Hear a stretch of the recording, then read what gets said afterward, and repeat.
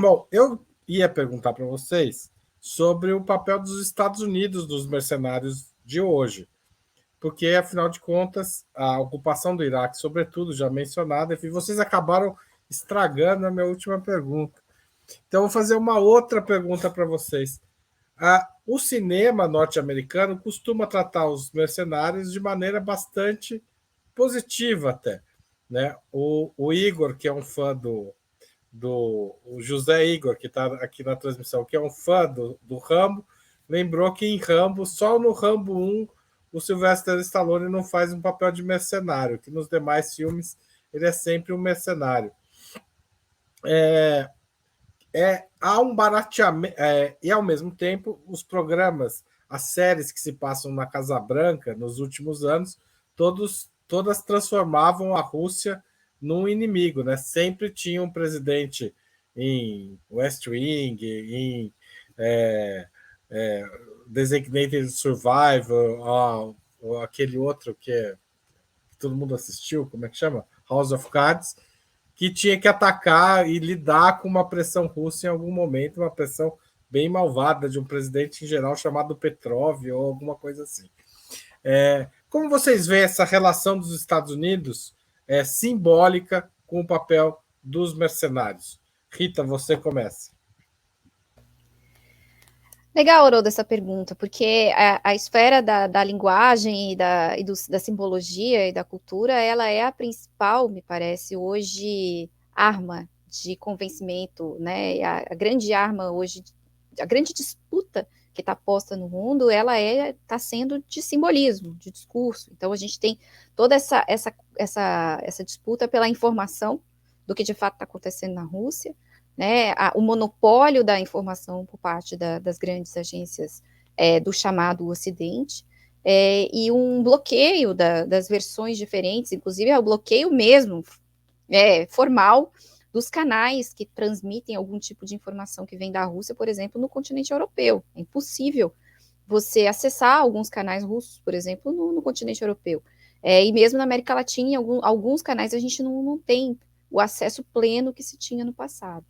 E, de fato, a esfera do discurso, os estadunidenses são mestres nisso, né? Então, o soft power estadunidense se construiu fazendo uso não só de financiamento de escritores, de diretores de cinema, o financiamento de filmes que retratam a sua política para o mundo, né? E a gente tem os Rambos todos, lembrar que eu acho que é o Rambo 4, que se passa no Afeganistão, né? O Rambo ajuda, o 3, eu vi Rambo, era muito pequena, e depois nunca mais quis saber, achava aquilo muito ruim.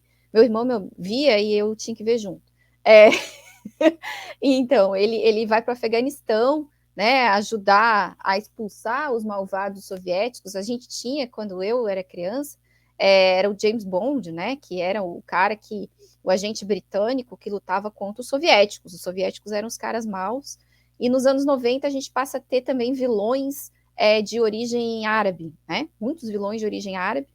Agora devem estar aparecendo os vilões de origem chinesa. Acho que a gente tem que esperar esse tipo de vilão surgir também. Eu estava me lembrando de um filme bizarro, eu acho que ele se chama Mercenários, se eu não estiver enganada. Até comentei com vocês no chat interno aqui, que se passa num país que, pela paisagem, é América Central, Colômbia ou algo assim, e eles estão lá para derrubar o governo, e eles são, assim, os heróis do filme, os mercenários.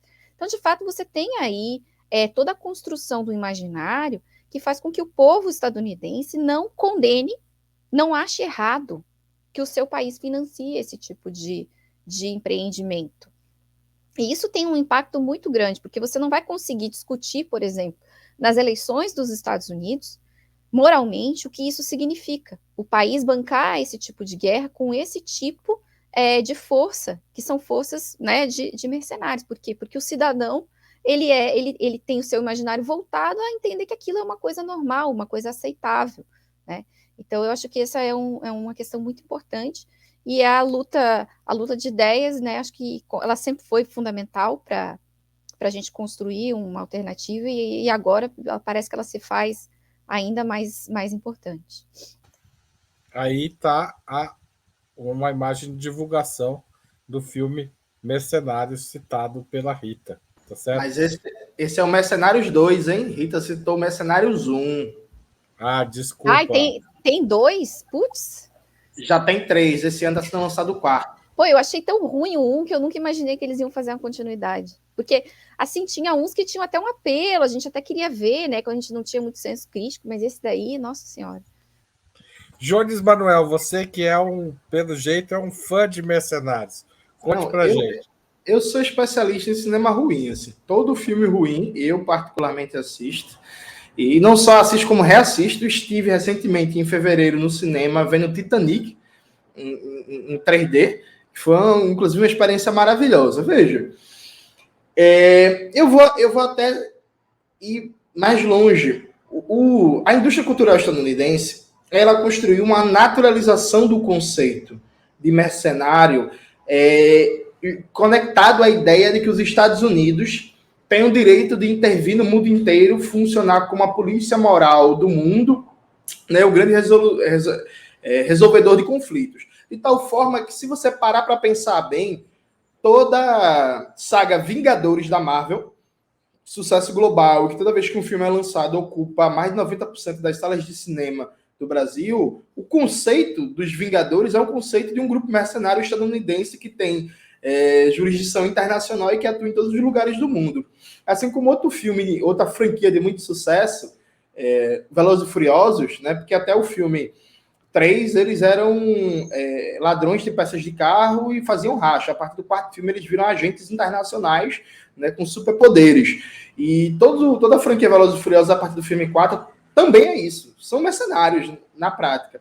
Só que aí, o conceito de atuação militar remunerada de lucro é secundarizado, sempre é colocado no plano dos valores, né, morais superiores e tal, mas toda a lógica, Velozes e Furiosos vai ser lançado o 10 agora, mas toda a lógica de que você tem grupos que não são estatais e que atuam no mundo inteiro, e que essa atuação deles, inclusive, é até superior e melhor às forças estatais, porque não presos pela burocracia e não amarrados pelos interesses do governo, porque o governo nunca quer resolver as coisas.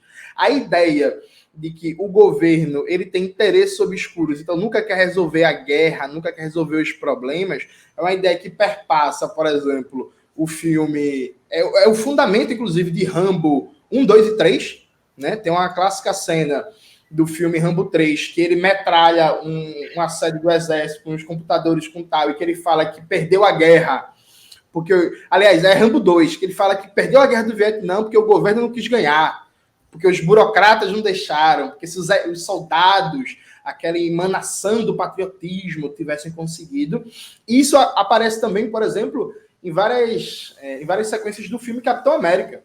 Se vocês pararem para pensar, o Capitão América 2, o Soldado Invernal, esse diálogo do soldado puro, guerreiro, corajoso, altruísta, que é impedido pela burocracia, ele está onipresente no discurso da indústria cultural estadunidense. Eu me empolgo, eu vejo esses filmes todinhos, né? Eu poderia dar vários outros exemplos, porque é justamente isso, se constrói uma subjetividade, que isso que a Rita falou é muito bom.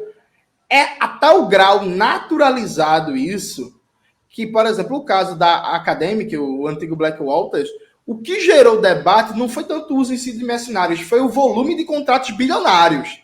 Foi muito mais um debate sobre corrupção, tipo assim, peraí, os contratos são muito grandes, e um contrato era 10 bilhões, sabe, de dólares, foi muito mais um debate sobre corrupção do que o uso em si do governo dos Estados Unidos usar bilionários, inclusive, só para finalizar, uma dica cultural, tem um filme que é Cães de Guerra, que é muito bom, que fala, inclusive, sobre esse aspecto de privatização da guerra, não tanto no aspecto da ação militar, mas no aspecto da logística, de como existe todo o mercado de privatização da logística da guerra. Cães de Guerra é um filme muito bom, recomendo. Cães de Guerra dos anos 90 ou é recente? Recente. Atual. Faz uns 3, 4 anos. Tá bom. Eu queria lançar aqui a hashtag Jones Manuel no Choque de Cultura, tá certo, gente? Precisamos disso lá, tá? Podem começar que a gente vai colocar ele lá. Rose Martins, vamos encerrar aqui a nossa noitada com a sua opinião sobre o papel simbólico os mercenários no mundo da simbologia. Olha, eu não tenho conhecimento igual o Jones, né, que acabou de dar uma aula aí, e a Rita também citou vários filmes, eu não tenho essa bagagem cultural aí para falar individualmente, mas eu acho que tanto a Rita como o Jones chamaram a atenção para a naturalização, eu acho que isso é importante extrair essa lição, a naturalização das intervenções americanas a nível do indivíduo, né? Tanto o Estado norte-americano pode com essas forças regulares, isso é passado, essa é a mensagem dos filmes, o Estado com suas forças regulares podem intervir em outro país, seja lá com qual justificativa, quanto os indivíduos, né? Eles podem sair por aí fazendo justiça da forma que acham melhor. Eu só queria chamar a atenção, meu reloginho está até parado, não vou usar meu tempo todo. Agora. Voltou. O José Igor está te defendendo aí, Rose. Mas não, em relação a essa questão, essa naturalização da intervenção em outros países, tem também, o Arthur falou um pouco disso, essa mensagem que precisa passar do inimigo, né? Eu estudei essa projeção geopolítica da Rússia e tem muitos autores que usam um termo que chama russofobia, que perdeu muito sentido na guerra, foi esvaziado politicamente, porque não é preconceito com literatura russa, com a música russa, com os esportistas russos, mas a ideia de que precisa ser passada para as populações um medo dos russos, muitas vezes até para justificar políticas de maior gasto militar, e o russo é sempre retratado como mafioso, como perigoso, tanto os cidadãos russos em particular, como o governo russo, né? Tudo que a gente vê falar que o Vladimir Putin envenena seus opositores, tudo é muito exotizado. E eu acho que isso também é passado através do cinema norte-americano, não somente através da mídia, que eu acho que é a principal... o discurso político e o discurso midiático juntam num esforço para passar isso para países do mundo inteiro. E a gente viu aqui no Brasil, né? De repente, tinha um restaurante em São Paulo proibindo o estrogonofe. É porque os russos são vistos assim como extremamente perigosos. E as manifestações, elas são geralmente culturais, mas é um discurso político e que também está presente. Tem uma série que eu assisti que chama Orange is the New Black, que passa numa penitenciária dos Estados Unidos e que a russa, na série, é tratada de forma muito caricata, também ligada à máfia, a cena que aparece a personagem, eles estão sempre no fundo de uma loja, conversando muito baixo, parecem uns homens assim que não dá para saber, sempre com aquele sotaque. Então, isso é realmente muito intencional e é uma parte da propaganda, né? Tanto essa questão de que até o indivíduo norte-americano ele é natural que ele faça intervenções em outros países, como as forças regulares dos Estados Unidos, e que esse inimigo sempre aparece. Existe um inimigo, ele precisa aparecer de forma muito caricata e quando não é extremamente caricata, é extremamente perigoso. Tá certo, gente. Obrigado. Achei que o papo acabou super bem. Foi muitas dicas. Se o pessoal quiser agora desligar o YouTube e passar a noite assistindo filme de guerra, tem uma lista completa aqui. Valeu. Vamos fazer um episódio sobre filme. Hã? Vamos fazer um episódio sobre filme. É melhor, eu me empolgo mais do que falar de Ucrânia. Eu não gosto de Ucrânia, eu gosto de filme. Tá certo, já está reivindicado aqui. Vamos pôr você aqui para falar de cinema. Tá só quero dizer que os filmes que eu citei são muito ruins, tá? Depois não venham me dizer que eu falei para ver o filme e era uma porcaria, porque são uma porcaria. Eu só dei de exemplo. Mas é o que o Jones falou, são filmes ruins, mas que trazem muita informação. Não, só estou me defendendo, né? Depois o pessoal fica, aquela lá só indica filme ruim. Não, é ruim mesmo. O assunto puxa o filme ruim. E as pessoas... Tchau, gente. Valeu, José Igor. Valeu, Rose, Rita. Tchau, obrigada. Tchau.